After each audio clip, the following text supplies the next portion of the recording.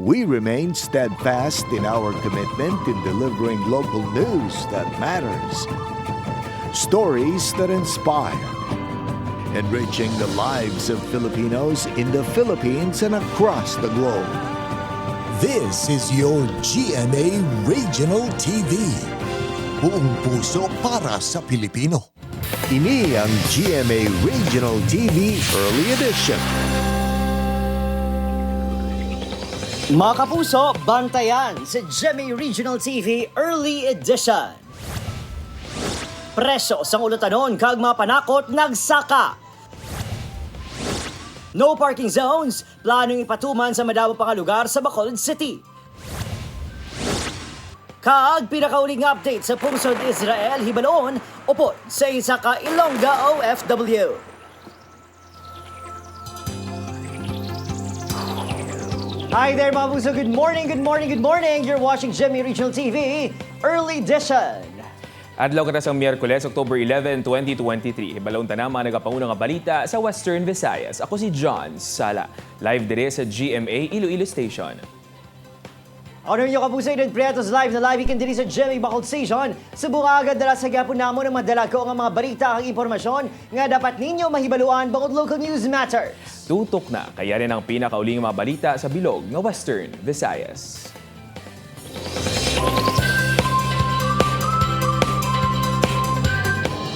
Sa nagapanguna nga balita, may nakita nga pagsaka sa presyo sang pila ka mga ulutanon kag panakot sa Leganes Public Market sa pagsikyar sang ating news team.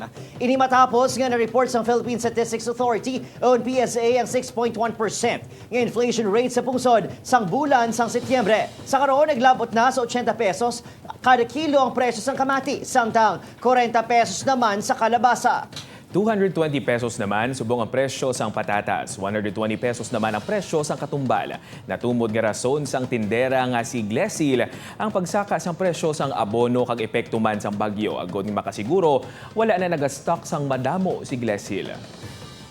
Subong control ng imong stock kay siyempre magkradamage sa perde kagid. So sa una, grabe ka magkuha. So una damo man nakuha namo sang barato go gastak kami subong wala na control na lang kay mahal ang tanan.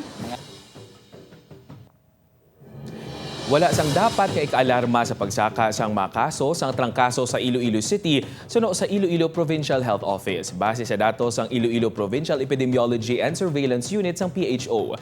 Naglabot sa 1,929 na kaso sang influenza-like illnesses o kung trangkaso sa probinsya sang Iloilo humalin sang Enero 1 tubtob Setyembre 9 subong nga tuig. Kalabanan sa mga pasyente ang naka-eksperyensya sang hilanat o bukag pagsakit sang tutunlan. Mahimo nga maglala ang trangkaso ilabi na sa mga kabataan kag senior citizen kung napabayaan gani ginaabisuhan ng publiko na gilayon nga magpakonsulta sa doktor kung maka-eksperyensya sang mga sintoma. Ginatumod naman nga rason sa pagtaas ang kaso sang trangkaso among nagabag-o nga tiyempo. Ang suspected case is any person with sudden onset of fever and cough or sore throat on the absence of other diagnosis. Kagang suspect case, mangin confirmed case na kung man-detect ang influenza viral antigen sa laboratory confirmation pamaagi sang PCR or viral isolation testing.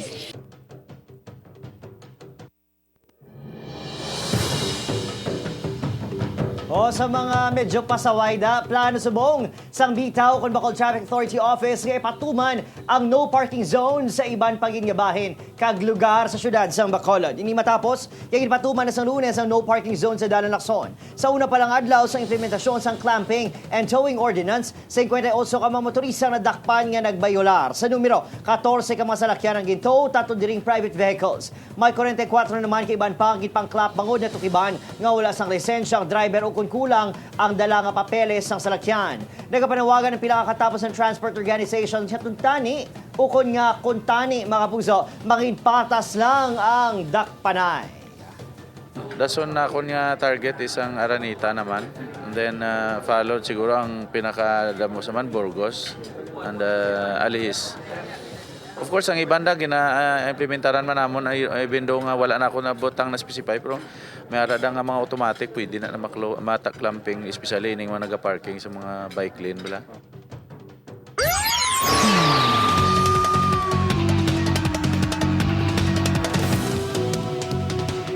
Mapuso padayon pa ang pagpangusisa sa Victoria City PNP sa ukon sa motibo sa pagpatay sa 75 anyos nga babayi nga gintiro sang wala pa makilalaan nga gunman sa bahin sang Hacienda Angelina 2, Barangay 12 sa Victoria City, probinsya sang Negros Occidental. Suno sa kapulisan, nagasakay sa tricycle ang biktima upod sa iban pa nga mga pasero sang hinali na lang nga ginbanggaan sang duha ka armado nga persona. Ginpapanao gagintiro sa ulo. Ginapahayag ginkuha sa mga sospek ang bag sa biktima kag nalagyo. Ginapadalman pa karon kung konektado bala sa trabaho sa biktima sa asyenda bilang enkargado o motibo sa mga sospek.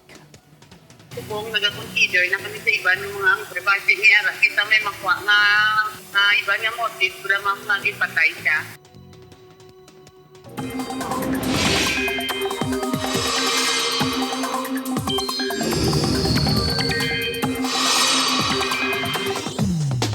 Mga kapuso, iyara na sa sulod sang Philippine Area of Responsibility ang ginabantayan nga low pressure area. Nakitaan sang pag-asa ang mga LPA 750 kilometers sa sidlangan sang Giwan, Eastern Samar. Apektado sang LPA ang Metro Manila, Southern Luzon, Visayas, kag Mindanao. Sa piyak sini manubo sa gihapon ng tsansa sang LPA nga mangin bagyo. Sa masunod nga mga inoras lauman ang pag-ulan sa Western Visayas base sa rainfall forecast sang Metra Weather. Magapadayon ni kag sa bilog nga adlaw kag posible ang mabaskog nga pag-ulan sa pila ka lugar gani mangin alerto sa pagbaha kag sa landslide.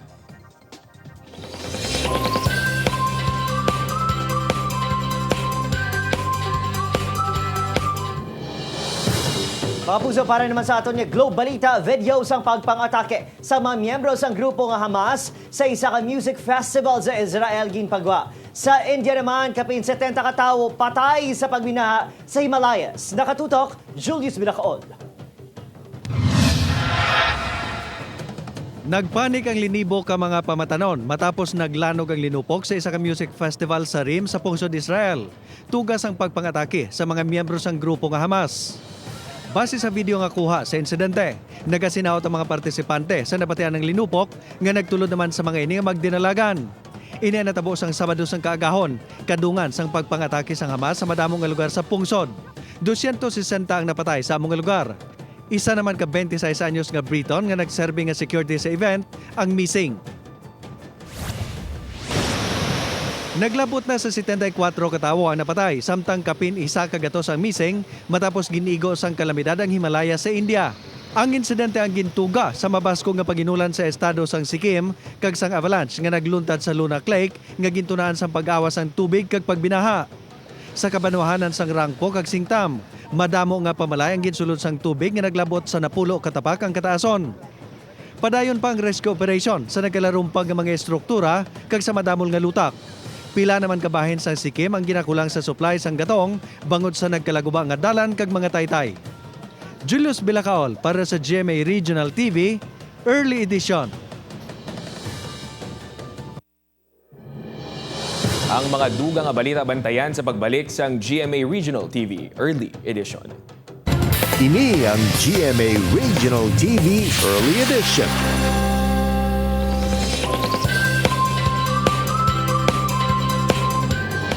Bangon makabig na nga makaalarma ang asod-asod nga kinagamo sa mga grupo sa syudad sang Iloilo sang Damlaglang ginaduso subong sang Sangguniang Kabataan President kag ex-officio member Leila Luntaw ang ordinansa nga nagadumili sa formation kag operation sang street gangs subong man ang recruitment sa mga minor de edad nga mag-iintra sa mga illegal street gang activities. Tinutuyo man sang proposed ordinance nga mahatagan sang nagakaigo nga kahulugan ang gangs. Pananglitan nga mapasara. Mangin regular ang mga aktibidad para sa mga kabataan kasubong na lang sa mga camps. Sa records ng Iloilo City Police Office, nagnubo ang mga kaso kung sa dinimbolbado ang mga children in conflict with the law.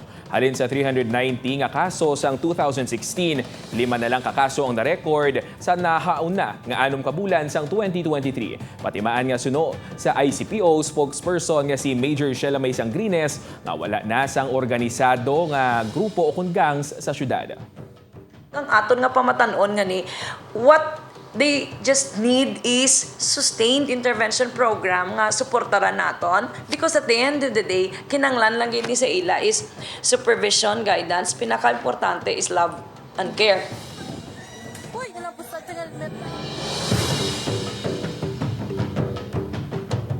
Mabog sa makabato naman sang bulig ang mga barangay sa Negros Occidental nga epektado sang insurhensya. Sa ginhiwat kapag sinapol sa Provincial Task Force to End Local Communist Armed Conflict, ginanunsyo ni Brigadier General Orlando Edralin, Commander sa 303rd Brigade sa Philippine Army, nga may ginpain nga kapin 20 milyones pesos nga pondo para sa maini ang NTF-LCAC. Sa pagsinapol, ginpalayag man sini nga 3 sa 5 ka mga rebelde nga grupo nga taga-operate o kunya naga-operate sa Negros Occidental ang nabungkag na. Lakip diri ang Northern Negros Front, NNF, Central Negros Front kag Southeast Front. Ang nabili ni Central Negros Front 2 kag Southwest Front ang ginapahayag. Maluya naman suno pa sa militar. Wala pa sang reaksyon ng rebelde nga grupo sa sini nga pahayag. We continue to provide yung necessary security just to ensure that these projects are properly implemented.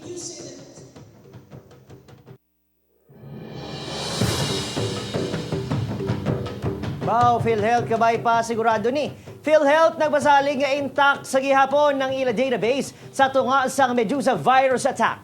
PhilHealth 6 hindi apektado sa virus. Nakatutok Kim Salinas. Nagpasalig ang PhilHealth nga intact man sa gihapon ang database ni matapos nga ginigos ang ransomware attack nga Medusa virus sang Setyembre 22. Nakuha sang hackers ang pila ka mga personal kag sensitibo nga mga impormasyon. Na-report kay nagpamahog ang hackers nga pagwaon ang mga impormasyon kung hindi magbayad ang ahensya sang $300,000 in ransom. Sa nasambit nga pang-atake, naapektuhan ang servers ang ahensya kag ang 72 ka mga working stations ni. Pero diri sa aton sa Region 6, wala kita sang nakita na Medusa virus upon checking man sa aton sini nga mga IT personnel. Because again, sang natabuang incident, we were immediately informed to disconnect with our servers kag ang pag-shutdown man sa aton sini nga mga systems. Sa Western Visayas, wala makalapta ang virus. Sang nagligad niya semana, liwat na nga nabalik sang PhilHealth ang control sa ila system nga wala nagbayad sang ransom. Padayon subong ang koordinasyon sang ahensya sa NTC kag DICT sa mga nakompromisa nga data. Nagpangabay man ang ahensya sa mga miyembro sini nga siguruhon nga naproteksyonan ang ilang mga transaksyon online. Di sila gilayon naghatag sa ila sini nga personal information sa kung sino man ang magtawag sa ila no kag magpakilala nga taga PhilHealth o kung ano man dira for whatever transaction. Kim Salinas para sa GMA Regional TV Early Edition.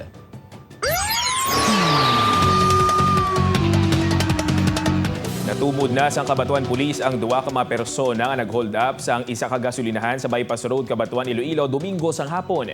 Ini matapos nga positibo nga na-identify sa mga witness ang duha. Sino sa kapulisan nagapuyo sa 5th Distrito ang isa sa mga sospek samtang 3rd Distrito naman ang isa pagid. Padayon ang hot pursuit operation agud nga madakpan ang mga ini kag samtang padayon man ang ginakilala ang isa pagid kaupod sang mga sospek. Sino sa kapulisan hindi pa nila matumod kung kabahin sang anuman nga grupo ang mga sospetsado apang naangot na ang mga ini sa pareho nga insidente. May mga pictures nga gin-present sa aton nga mga witnesses nga may mga background man sa amuni nga sila bala kumbaga may background sa amuni nga mga ulubrahon.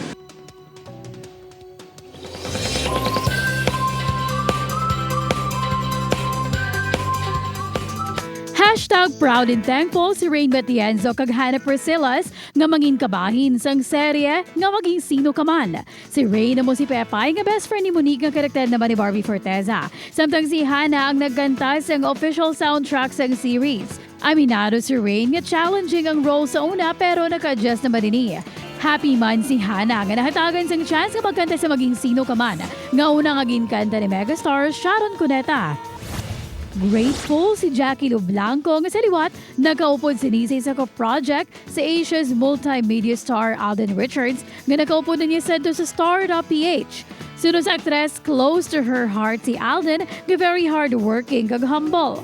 Sa October 18 naman ang taong 5 breakups in a romance sa cinemas nationwide. Nag-react si Jeneline Mercado sa latest TikTok videos. Ang husband nga si Dennis Trillo kung sa rin sila ginapakita sa aktorang niya lighter side. Aminado ng aktres na ginisekreto ni Den ang paghimo sang content. Gani bisan siya na shock man kagini mapunggan nga magkadlaw sa content ni Den.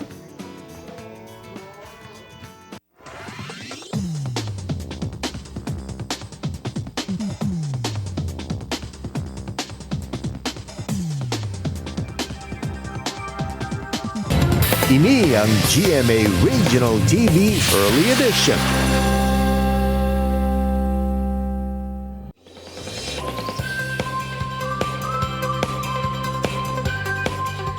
May ginabulubanta 30,000 ka mga Pilipino ang yara subong sa Israel. Bangod sa ginabo nga nagaluntad sa tunga sa Israeli force sa kagrupo nga Hamas, hindi lang pala ngabuhian sa mga iniyang nabutang sa alang-alang, kundi pati ang ilay mismo kabuhi. Gani ang gobyerno hugod na ginamonitor ang sitwasyon. Base sa pinakauhing report, mayara sa mga missing bangod sa pagpag-atake sa Hamas sang weekend. Ang pinakaulihing sitwasyon sa Israel, hibalonta sa Spotlight. Mga kapuso, hibalaunta sa siningang mga tinion ang pinakauli nga sitwasyon sa pungsod Israel. Makaupunta sa mga aga ang isa ka Ilongga nga OFW sa capital mismo sang Israel nga Tel Aviv, si Laika Heliadula. Good morning, Ma'am Laika. I hope nga safe ka mo dira. Welcome sa GMA Regional TV Early Edition.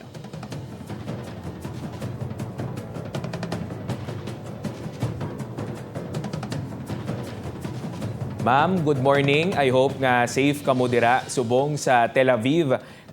Kamusta ka mo dira? Welcome sa GMA Regional TV Early Edition. Good morning. For now, okay naman kami . May alarm like kahapon twice naman nakaka-siren, but then as protocol kato kami sa bomb shelter. Pero subong lino. Ma'am, kamusta naman ang imo trabaho? Paano ka pa nag-report subong sa imo obra given ang sitwasyon dira subong sa Israel? Actually, sir, stay in ako subong sa work ko. So, okay lang. Mas safe kung stay in. It's good to hear, ma'am, nga safe ka mo dira, no? Safe ikaw dira. Ano naman ang ginahimo sang gobyerno para maproteksyonan hindi lang ang mga Israeli, kundi pati man kamo nga mga pangayaw dira? Actually, sir, may mga troops, police and IDF, most IDF, nagalibot sila within the city kasi may mga nakasulod diri nga mga terrorists. And yesterday nag-announce kahapon, yesterday ang government na mag-ready sang mga essential like food, water for at least 72 hours kasi wala pa mabalaan kung until when ni ang gamo. Ma'am, pananglitan nga mag-abot ang punto nga may repatriation nga ipatigayon ng aton gobyerno dira sa Israel, handa ka bala nga magpauli na lang diri sa aton? Actually, sir, hindi pa wala pa gid sa plano. Ma'am, may I know kung nga wala kita sang plano nga magpauli diri sa aton? Actually, sir, kay una best mas okay ang sweldo pag-abot man sa mga employers diri mayo gid sila batasan. Halos kalabanan sa ila diri may mayo batasan sa mga Israeli. Ma'am, I know nga ang imo pamilya kag ang mga friends mo diri sa aton nakulbaan gid sa imo sitwasyon subong. Ano ang mensahe nga gusto mo ipalabot sa imo mga himata diri sa Iloilo? Sa pamilya ko sa Iloilo, hindi lang kami magkabalaka. Okay man ko safe pa ako nung sa din ako subong nag-stay. So, okay lang, hindi ko magkabalaka. And pray lang na hopefully maging matapos na ni ang gamo. I hope nga ang sitwasyon sa iban pagid yung mga OFWs nga taga Western Visayas kag sa tanan man nga mga Pilipino dira pareho man sa imo, Ma'am Laika, nga safe and sound. Kabay pa nga matapos na ining gamo. Thank you, Ma'am Laika Heliadula, kag kabay pa nga mangin safe gid kamo dira sa pungsod Israel. Okay, thank you gid, sir.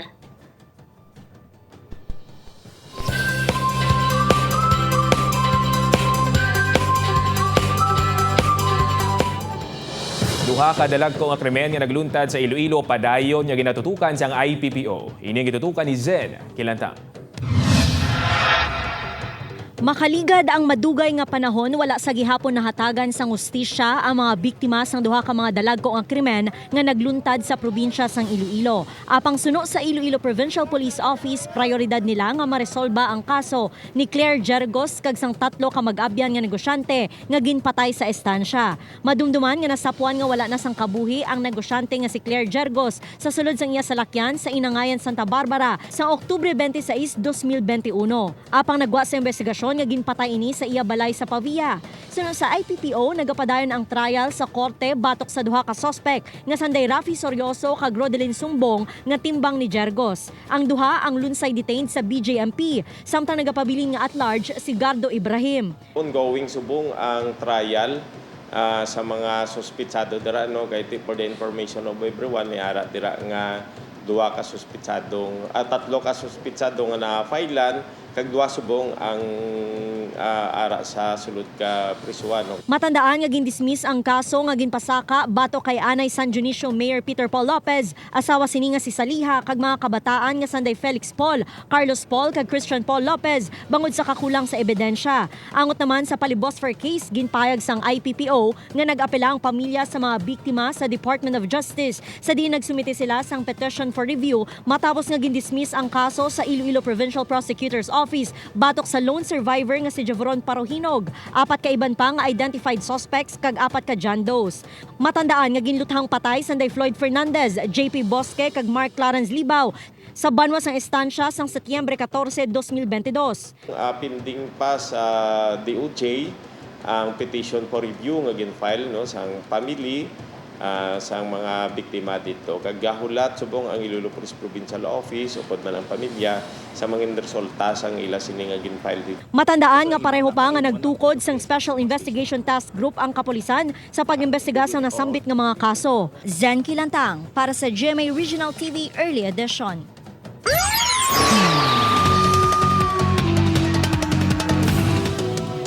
Sa Bacolod City naman, lalaking ginapatihan hangkilan nga kawatan na dakpan sa paghupot sa ginapatihan Cebu. Yaring balita ang aton gintutukan.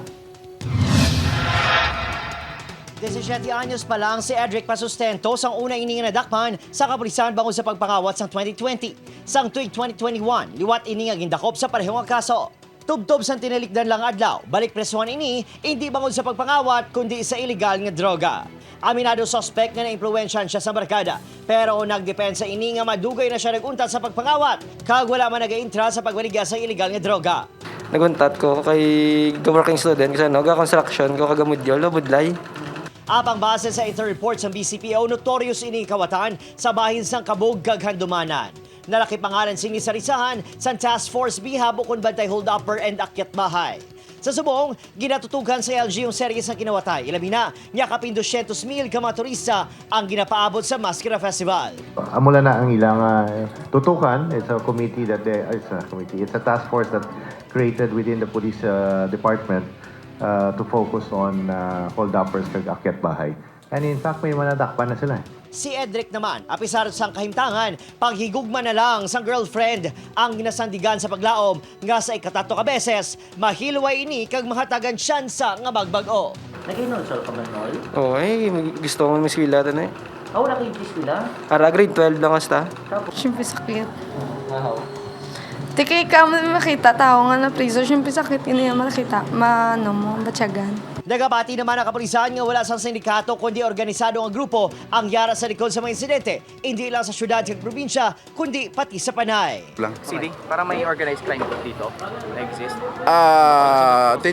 Titignan namin yon. Ibabalidate namin yan. Lahat kami, open kami for any information. May mga paalan kami. Upod kay Rinal Castillo, Adrian Prietos para sa GMA Regional TV Early Edition.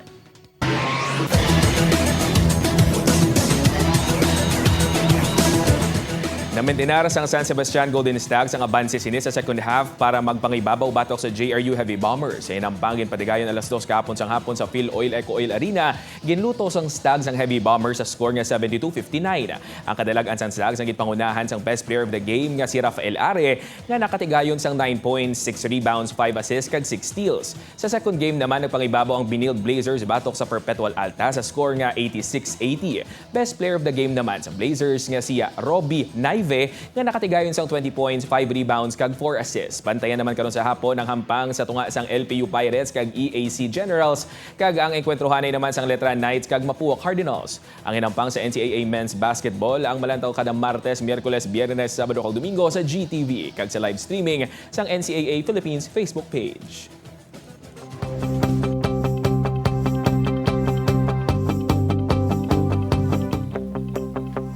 Prayers for Israel, mga puso, John Handom, sang tagsa-tagsa ang kalinong o kunpis. Apang kung gusto tagid ni malabot, dapat ang tagsa-tagsa ang magbuylugman. Matuloy na Adrian, sinugani ka ana US First Lady nga si Eleanor Roosevelt. It isn't enough to talk about peace. One must believe in it. And it isn't enough to believe in it. One must work at it. Ang kalinong ang hindi madala sa mga speech nga ginapalayag sa mga lideres sa kalibutan. Ang kalinong ang aton malabot sa sinsiro nga pagpaninguha sang tanana. 75 days ago na lang, Pasko na. Madaming salamat sa pagtutok. Diri sa amon si GMA Regional TV Early Edition. Updan nyo kami halin Lunes, dub to Biyernes. May manyo malataw adon nga episode sa www.gmaregionaltv.com kung mag-subscribe sa aton official YouTube channel GMA Regional TV. Ako si John Sala. Kako naman sa Iren Priatos, bugos nga puwersa para sa mas dakong misyon. Kag mas masangkad nga pagserbisyo sa pungsod. Good morning.